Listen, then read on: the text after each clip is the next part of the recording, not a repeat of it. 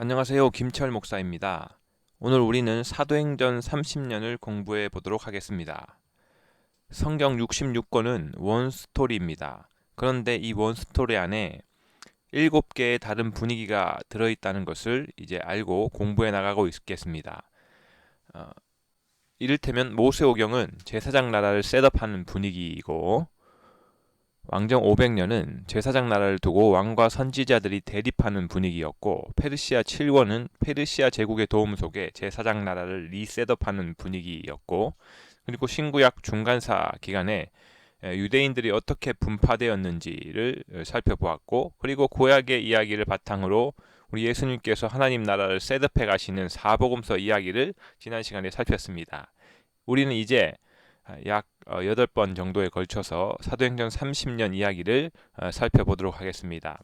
사도행전 30년 이야기는 예수님의 십자가 사건부터 AD 64년 로마 대화제 사건이 발생할 때까지 그 기간의 이야기인데, 그 기간의 이야기가 어떻게 진행되는가 살펴보겠고, 이후 공동서신 9권 이야기도 살펴보도록 하겠습니다.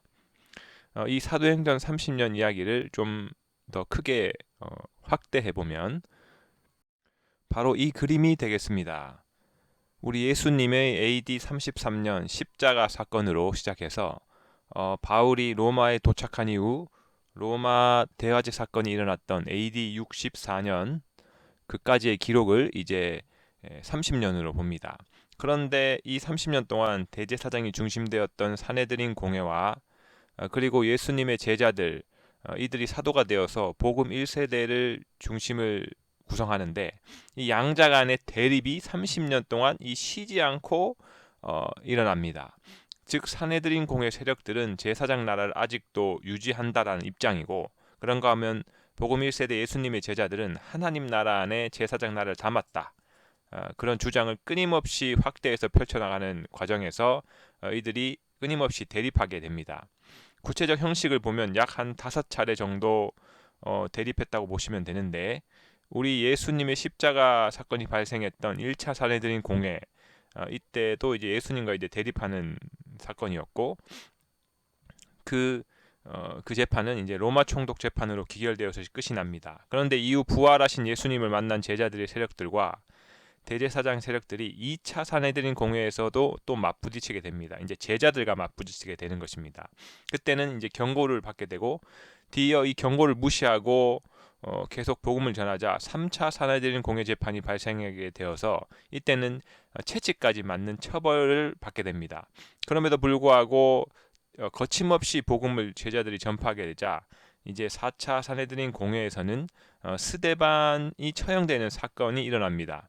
그리고 그 사건이 있은 후 약 25년이라는 이 긴 시간 동안 예루살렘 밖에서 이제 전도 행렬이 계속해서 진행되는데, 그리고 끝에 가서 AD 59년경에 5차 사내들인 공회 재판이 발생하는데, 이제 바울을 재판하게 되는데, 이때 바울은 기지를 발휘해서 이제 이 재판을 무마시키고 재판이 끝이 나지 않습니다. 그런데 결국 이후 벨릭스 베스도 총독 재판으로 이어져서 바울이 로마 황제 재판을 요청하게 돼서 로마 시민권을 가지고 로마 황제 재판으로 이어져서 황제 재판을 대기하는 중에 이제 로마에 도착해서 대기하는 중에 로마 대화제 사건이 발생해서 복음 1세대인 바울은 로마 황제 재판을 받지 못하고 로마 대화제의 주범으로 몰려게 돼서 복음 1세대 지도자 200명이 한꺼번에 처형을 당하게 됩니다. 그러면서 자연스럽게 복음의 1세대들이 이제 복음의 활동이 1차로 종료되고 복음 2세대 이야기로 진행되는 복음 2세대 이야기가 이제 공동서신 9권의 기본 내용으로 이제 펼쳐지게 되겠습니다.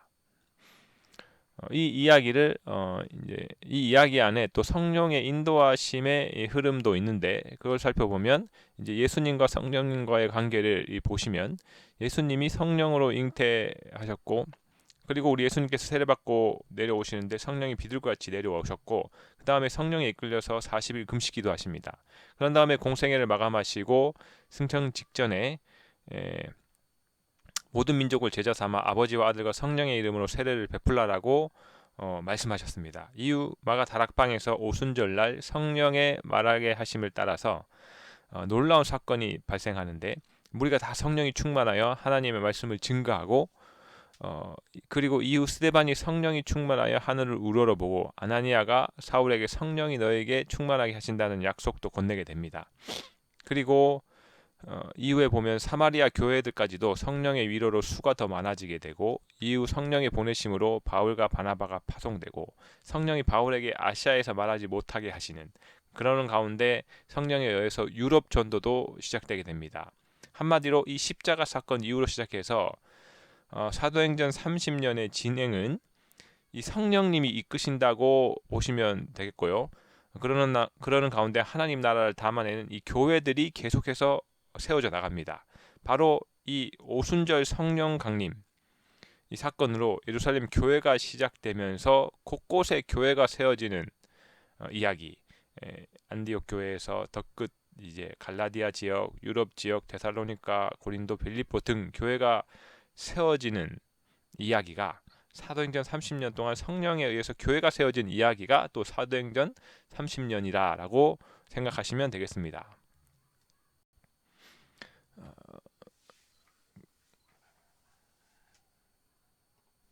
자, 드디어 열리는 제자 시대가 시작되었는데요. 우리 주님의 3년의 놀라운 첫 번째 꿈은 모든 민족을 구원하시는 십자가 사건이었고, 또 예수님의 두 번째 꿈은 예수님의 제자들이 중심이 되어서 그들의 시대를 여는 것이었습니다. 그래서 모든 사람들이 그리스도인으로 탄생되는 통로가 되는 꿈이었는데, 바로 그 꿈의 한 내용이 어떻게 현실이 되어 가는지 기록을 통해 이제 살펴보도록 하겠습니다.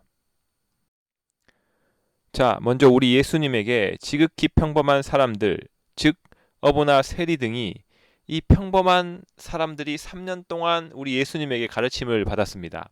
그런데 예수님의 제자들을 포함해서 당시의 수많은 사람들은 예수님의 가르침에 깜짝 놀랐습니다. 왜냐하면 예수님의 가르침이 서기관처럼 지식을 뽐낸다던가 어렵게 말하던가 하지 않았고, 평범한 어부나 세리들이 잘 알아들을 수 있도록 놀랍도록 가르쳤고, 또한 그 말에 권세가 있게 가르치셨기 때문입니다. 그래서 3년 만에 제자들이 하나님 나라를 이해하는 사도로 태어나게 되는데, 어부나 세리로 평범한 삶을 사는 사람들에게 하나님 나라 이야기를 전체적으로 이해할 수 있도록 3년 동안 가르치셔서 정확하게 옮길 수 있을 만큼 그 사람들을 증인들로 만들었다는 이야기가, 증인이 된 제자들의 이야기가 되겠습니다. 이 증인들은 크게 보면 한 5가지 정도의 예수님의 당부를 받아들이면서 실행에 옮기게 되는데요. 나의 멍에를 매라는 예수님의 이야기, 즉 십자가를 알고 그 멍에를 매는데, 어떻게 매냐 하니 자기를 부인하고 날마다 십자가를 지고 따르겠다라는 거죠. 그러면서 이제 예루살렘을 떠나지 말라고 하셨는데, 사실 이때는 산헤드린 공회가 아주 그들을 밀어내려고 생명을 위협하는 상황이었는데, 그렇게 압박을 가하는데도 불구하고 예수님의 유언을 따라 예루살렘을 떠나지 않고 성령을 기다리게 되고, 그뿐만 아니라 이제 예루살렘에서 온 유대와 사마리아 땅끝까지 내 증인이 되라. 그러니까 예수님의 십자가 이야기에 땅끝까지의 증인이 됐다는 겁니다. 그리고 모든 민족에게인데, 모든 민족에게 가르친다는 것입니다. 예수님께 배운 그대로 그 내용을 가르친다라는 것이죠. 한번 들어봤다가 아니고 정확하게 배워서 그 배운 내용을 예수님처럼 지키게 할 수 있도록 이들이 행동했다라는 사실입니다. 바로 이런 예수님의 제자들의 시대를 우리 예수님은 3년 전에 기대하시면서 가르치셨고, 3년 후에 드디어 그들의 시대를 여시게 됩니다. 이것이 사도행전 초반의 이야기가 되겠습니다. 제자들이 예수님께 예루살렘을 떠나지 말라라는 말을 듣고 마가 다락방에 모여 있었습니다. 그런데 드디어 우리 성령님께서 오시게 됩니다. 보시게 되면 하나님이 그 아들을 세상에 보내셨다라고 하시는데요. 이 말은 하나님 아버지께서 성자 예수님을 이 땅에 보내셨다라는 이야기입니다. 그렇게 보냄을 받고 온 우리 예수님께서는 내가 떠나가지 아니하면 보혜사가 너희에게로 오시지 아니할 것이요, 가면 내가 그 보혜사를 너희에게로 보낸다고 하십니다. 성자 예수님께서 이제 성령님을 보내셨는데요. 그 시점이 오순절 성령 강림 사건으로 일어나게 되는 것입니다. 따라서 성부, 성자, 성령 삼위일체 하나님의 이야기가 그 이야기를 바탕으로 이 사도행전 이야기가 흥미진진하게 진행되고 있다는 것을 기억하시면 되겠습니다.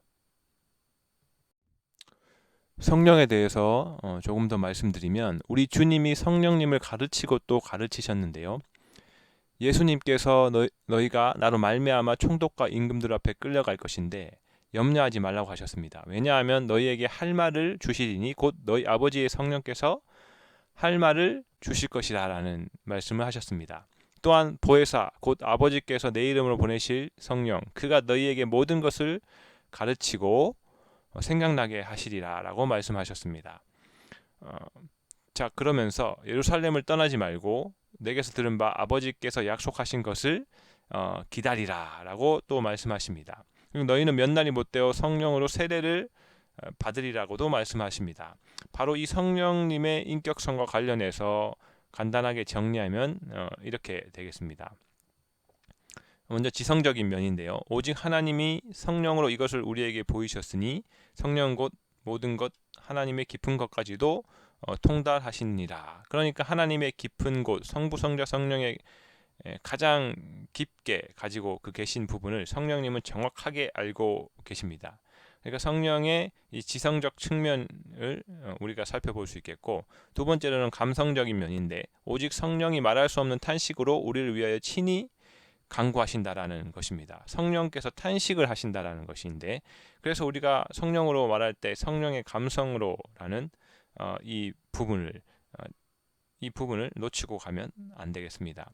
또 뿐만 아니라 의지적인 면도 있는데요. 성령이 아시아에서 말씀을 전하지 못하게 하시거늘, 그러니까 사도 바울의 2차 전도 여행 중에 아시아에서 유럽으로 복음의 행로를 옮기게끔 성령의 의지적인 행함, 그 결단을 말씀하시는 겁니다. 따라서 우리가 성령으로라고 할 때 성령의 지성적인 면, 감성적인 면, 또 의지적인 면, 이 부분을 모두 포함하고 있다는 것을 발견하면서 사도행전을 계속해서 공부해 보도록 하겠습니다. 자, 이제 오순절에 대해서 좀 더 살펴보면 이 오순절은 1년에 이 6월절, 오순절, 초막절 3대 명절인데, 그러니까 6월절에서 50일이 되는 날, 이 날이 이제 오순절이 되겠습니다. 이 오순절을 포함해서 제사장 나라의 3대 명절 6월절, 오순절, 초막절에는 세계 각국 어디에서든지 예루살렘 성전에 모여야 합니다. 이때도 십자가 사건을 기준으로 이제 50여일이 지난 그 시점에 세계 각국에서 살던 수많은 사람들이 예루살렘의 성전으로 모이는 시기였습니다. 바로 이때 예루살렘 성전이 아니라 어느 다락방에서 사람들이 모여서 기도하는 그곳에 성령이 임하는 놀랍고 충격적인 사건이 일어나게 된 것입니다. 이것은 십자가 사건 이전과 이후를 구별하는 아주 중요한 사건이 되면서 이제 십자가 사건 이후로는 예루살렘 성전이 아니라 성령님이 거기 오시는 것이 아니라 이제 우리 마음에 오신다라는 사실을 우리에게 가르쳐주고 있겠습니다. 따라서 이 성령 사건으로 말미암아 제자들의 변화된 모습이 확연히 드러나게 됩니다. 제자들의 모습이 변하면 변할수록 이 변하지 않는 사두개파의 반응과 그 핍박이 더 잘 드러나게 되는데요. 보시면 3년이 끝날 무렵에 제자들의 모습은 예수를 버리고 도망한 적이 있었습니다. 그런데 그들이 담대히 예수의 이름을 말하게 되는 때가 오는데 바로 오순절 성령 사건 이후가 되겠습니다. 그래서 주변 사람들이 매우 이상히 여기게 됩니다. 오순절 사건 이후 이 예수님의 이야기를 담대히 예루살렘에서 전하는 그 모습은 사람들에게 정말 이상하게 보였다는 것인데요. 그런가 하면 십자가 사건 직전에 제자들 사이에서 좌편 자리, 우편 자리 놓고 이제 청탁이 오가는 우스운 장면도 있었는데, 오순절 성령 사건 이후에 베드로와 요한이 손을 잡고 함께 기도하러 올라가는 놀랍게 변화된 모습을 이제 그 성령 사건 이후로 보여주고 있겠습니다. 자, 보너스로 예수님의 그 순간 이전과 이후에 대해서 살펴보도록 하겠습니다. 예수님의 십자가 그 순간을 기점으로 대제사장의 권한은 왕같은 대제사장 예수로 권한이 이동됩니다. 그리고 대제사장이 1년에 한 번 지성소에 들어가는 권한은 폐기되고 오직 예수의 이름으로 하나님 앞에 설 수 있는 놀라운 사건이 발생하고, 이제 1년 3차례 예루살렘 성전에서 3대 명절을 대제사장이 주도했다면, 이제 마가 다락방에 오순절 성령 강림 사건이 발생함으로 주도권이 넘어가게 되었다는 놀라운 사실이 되겠습니다. 뿐만 아니라 3대 명절 때 예루살렘 성전에 가면 11조를 비롯한 성전 창고를 가득하게 채웠던 이 모든 이 예산 집행권을 이제 대제사장이 가졌는데, 이제 그것이 이제 사도들의 발 앞에 이제 놓여서 유무상통하게 되는, 결재권을 사도들이 가지게 되는 놀라운 사건도 일어나고, 그리고 예루살렘 대제사장이 각 회당에 이제 수많은 공문들을 발송했는데, 예루살렘 공의회가 설립되어져서 의회의 공문으로 다 바뀌는 놀라운 사건이 일어납니다. 예수님의 그 순간을 통해서 이렇게 바꿨다는 것도 기억하시면 되겠습니다. 이제 이것을 인정하지 않는 사내들인 공회의 대제사장의 세력들의 반응은 당연히 더욱더 거칠어지는 분위기였습니다. 그렇다면 사내들인 공회의 기반은 어떠할까? 라고 했을 때 당연히 예루살렘 성전이 기반인데요. 예루살렘에 살고 있는 회당의 조직들입니다. 이를테면 사두개인의 당파, 그리고 다메섹의 여러 회당, 각 성의 이제 여러 회당들, 예루살렘 성전을 기반으로 한 이 모든 회당 조직들이 사내들인 공회의 오래된 기반이 되겠고, 즉 에스라 이후에 이렇게 회당이 많았는데 그것이 이제 기반이 되겠고, 그런가 하면 예루살렘 공회는 이제 신생 조직입니다. 예루살렘을 떠나지 말라라고 한 이 예수님의 당부 위에 마띠아라는 이제 가룟 유다를 대신하는 마띠아라는 사도 제자를 선출해서 조직을 정비하고, 거기에 7 집사들, 일꾼들을 포함하고 최후 바울까지 합류함으로 이 예루살렘 공의회가 구성되는데, 아주 오래된 전통 기반을 가지고 있는 사내들인 공회 조직과 이제 복음의 1세대들이 뭉쳐서 중심이 돼서 예루살렘 공의회가 설립되는데, 이런 이 두 공회의 대립 구도 속에 사도행전이 이제 계속해서 진행된다라는 것을 기억하시면 되겠습니다. 자, 급기야 2차 사내들인 공회 재판까지 열리는데요.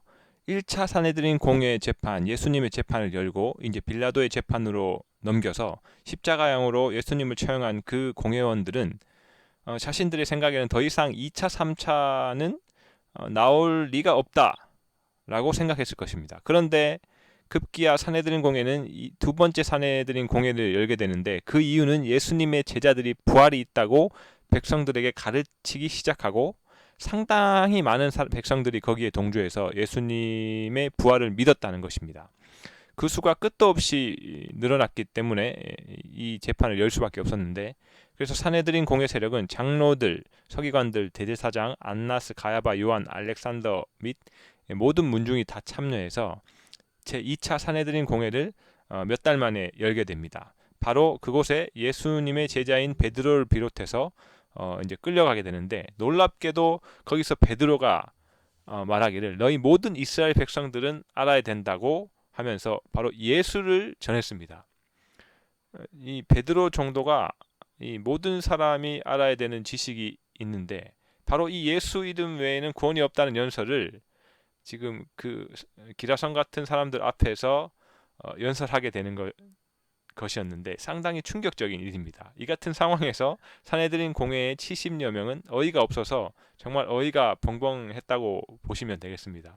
이런 상황에서 사내들인 공회가 지금 한 이야기가 이제 이야기는 예수의 이야기는 여기서 멈추고 어디에서든 더 이상 이야기하지 마라라고 위협하면서 경고하면서 이 재판을 이제 공회를 이제 마무리하게 되는 이야기가 되겠습니다.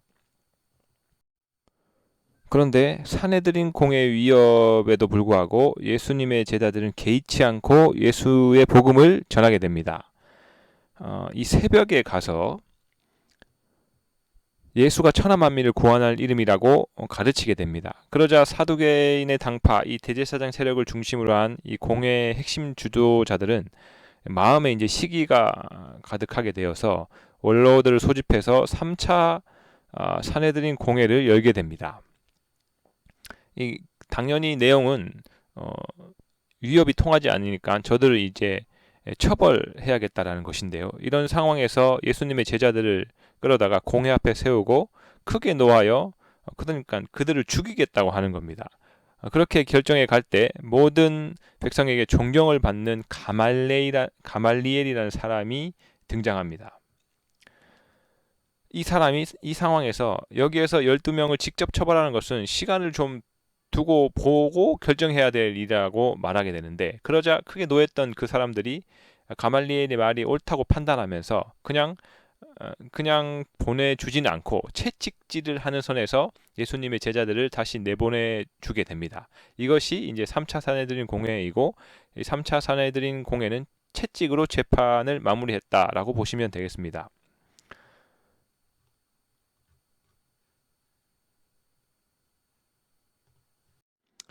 자, 이렇게 산헤드린 공회가 회당을 바탕으로 전 디아스포라 유대인들을 지배하고 있는 이러한 상황에서 바로 예루살렘을 떠나지 않는 예수님의 제자들은 참으로 놀라운 모습을 보입니다.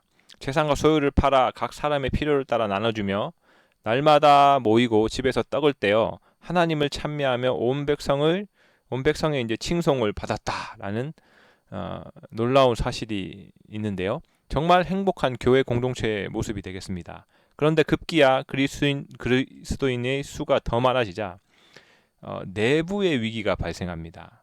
두 가지 정도로 보시면 되는데, 숫자가 많아져서 이제 사도들의 업무가 과중되고 또 이 불평등에 대한 불만이 도출한 겁니다. 헬라파 유대인들이 헬라파 과부들이 이제 매일 구제에서 이제 빠지는 것을 보고 이제 불만을 표시하게 됩니다. 예루살렘에는 이제 예루살렘을 떠나지 않고 오랫동안 자리하고 살았던 히브리파 유대인들이 많았고, 또한 헬라파 유대인도 있었는데, 헬라파 유대인이라 함은 예루살렘을 떠났다가 다른 삶의 자리에서 살다가 다시 돌아온 이 유대인들을 통칭하여 그렇게 부르는데, 히브리파 유대인 과부들이 주로 이제 주방의 주도권을 다지고 있었던 것입니다. 왜냐하면 홈그라운드였기 때문에.